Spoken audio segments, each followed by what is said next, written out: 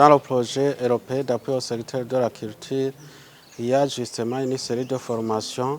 Mais cette formation, au cours de cette semaine, nous avons deux formations. Et la première formation, c'est sur la photographie qui est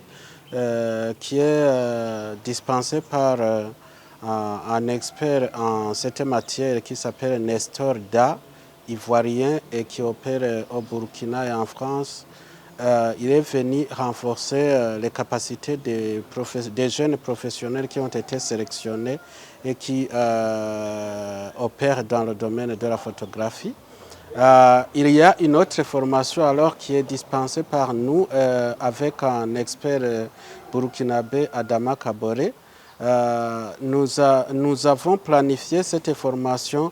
Elle est la deuxième et fait suite à la première qui a eu lieu en septembre.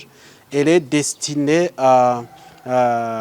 aux porteurs de projets qui ont été financés dans le cadre du programme Akaranga Art, 12 projets et 10 projets du programme d'Atiranange. Tous les deux appels qu'on avait, les deux programmes où on a sélectionné les 22 projets. Et les porteurs, donc les staffs et les porteurs de ces projets donc, sont en train de suivre cette formation qui est sur la gestion et le monitoring des projets culturels, d'un projet culturel. L'objectif de ces formations, comme je dis, des formations ont été planifiées après la recommandation des jurys qui ont sélectionné les projets, et Africaria qui est sous la responsabilité de ce volet de projets financés à planifier ces formations pour faire partie des éléments ou des aspects à donner durant le parcours d'accompagnement de ces porteurs de projets. Qui va bientôt prendre fin parce que la plupart ont terminé leurs projets. Il y a ceux qui sont en cours, mais la plupart ont terminé, ils sont en train de rapporter. C'était pour objectif de renforcer les capacités. Justement, alors que la formation de septembre, c'était pour leur permettre qu'ils puissent implémenter sans problème et qu'on minimise les défis qu'ils pourraient rencontrer. Cette formation aussi va dans ce sens-là. D'autant plus qu'il y a ceux qui continuent, qui n'ont pas encore fini, et même ceux qui ont fini, il y a ceux qui n'ont pas encore rapporté. Et ça va aussi les aider à aller de l'avant pour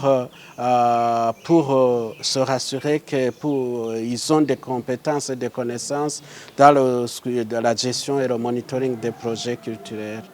Et au niveau du passage, quelles sont vos attentes après la formation? Autrement dit, quelle sera la valeur ajoutée?